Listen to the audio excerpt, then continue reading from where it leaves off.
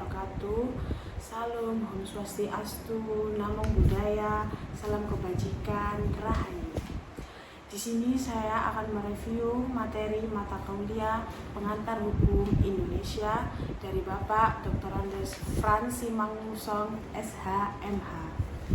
Perkenalkan, nama saya Ismi Safira dengan NIM 13122000099.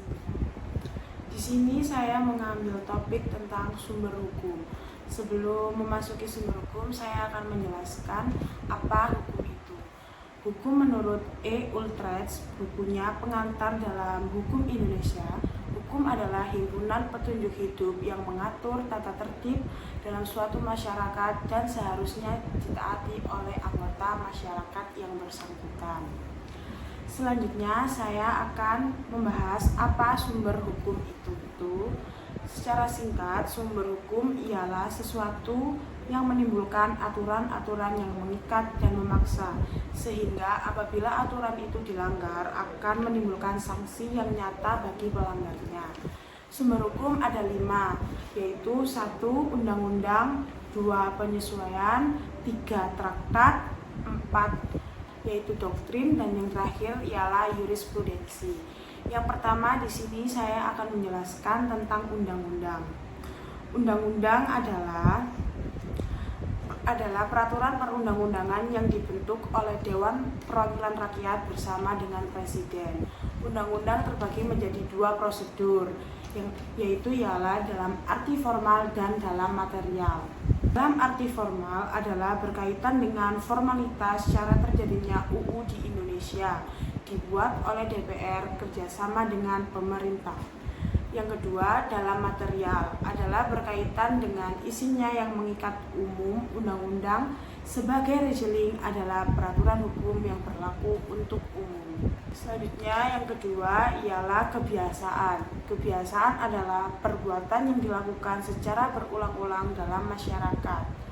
Syarat terbentuknya hukum kebiasaan terbagi menjadi 2, yaitu syarat material dan syarat psikologis, bahwa kebiasaan diyakini sebagai kewajiban hukum oleh komunitas atau kelompok. Yang ketiga ialah traktat.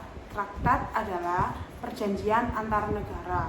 Traktat dalam pembuatannya ada 2 prosedur. Yang pertama, pembentukan melalui 3 tahap, yaitu perundingan, penandatanganan, dan ratifikasi. Perjanjian yang dianggap penting oleh perjanjian dengan negara lain. Yang kedua, perundingan dan penandatanganan dilakukan untuk perjanjian-perjanjian yang kurang penting.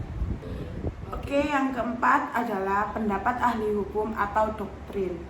Doktrin berasal dari bahasa Latin, yaitu doctrina atau doktrin, yang artinya ialah ajaran hukum atau Rehsler. Apakah doktrin termasuk sumber hukum? Ya, betul.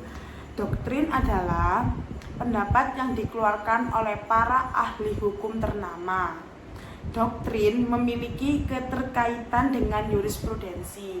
Jurisprudensi ini yang akan kita bahas selanjutnya, yaitu sebagai bahan yang biasanya dikutip para hakim dalam membuat sebuah keputusan. Yang terakhir ialah jurisprudensi. Jurisprudensi adalah putusan pengadilan tertinggi. Di Inggris, jurisprudensi dikenal dengan istilah judge made law atau common law. Dalam proses peradilan Amerika dan Inggris, jurisprudensi dapat digunakan hakim dalam memutus perkara. Tetapi, hakim juga boleh tidak memberikan putusan dalam peradilan, sehingga akan diputuskan oleh para juri. Di Indonesia, hakim juga bisa menggunakan jurisprudensi dalam memutus perkara. Baiklah, sekian review materi pengantar hukum Indonesia dari saya. Kurang lebihnya saya mohon maaf. Wassalamualaikum warahmatullahi wabarakatuh.